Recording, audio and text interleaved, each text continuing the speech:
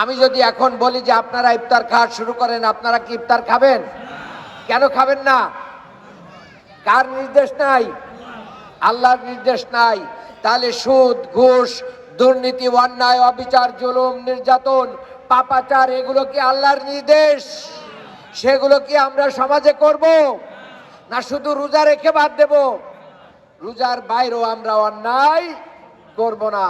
আর এই সমাজটাকে অন্যায়হীনভাবে রাখা, নিরাপদ রাখার জন্যই বাংলাদেশ জামাত ইসলামী কাজ করছে।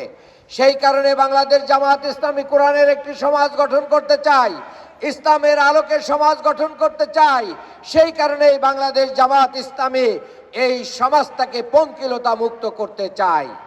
ইতিমধ্যে সমবেত উপস্থিতি, আপনারা জানেন যে আমাদের যিনি নির্বাচিত এখানে এমপি হয়েছেন, আমাদের ইঞ্জিনিয়ার ইশাক ভাই, যদিও ফলাফল নিয়ে অনেক তর্ক বিতর্ক আছে, অনেক প্রশ্ন আছে, আমি বলেছি আপনি ভালো কাজ করেন, আপনাকে আমরা সহযোগিতা করব ইনশাআল্লাহ।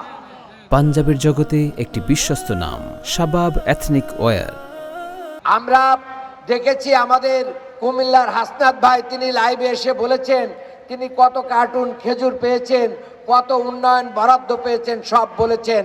আমি ইশাক ভাইকে আহ্বান জানাতে চাই, ঢাকা 6 আসনের মানুষের জন্য এই রমজান মাস এবং বর্তমান সময়ে কি কি বরাদ্দ পেয়েছেন এটা একটু জানিয়ে দেন, জনগণ একটু জেনে রাখুক।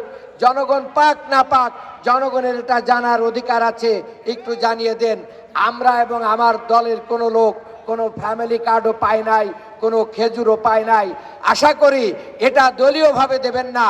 আপনি এখন শপথ নিয়েছেন, এই ঢাকা শহরের সকল মানুষের আপনি নেতা, কাজে দলমত নির্বিশেষে সবার দিকে আপনি এটা খেয়াল রাখবেন।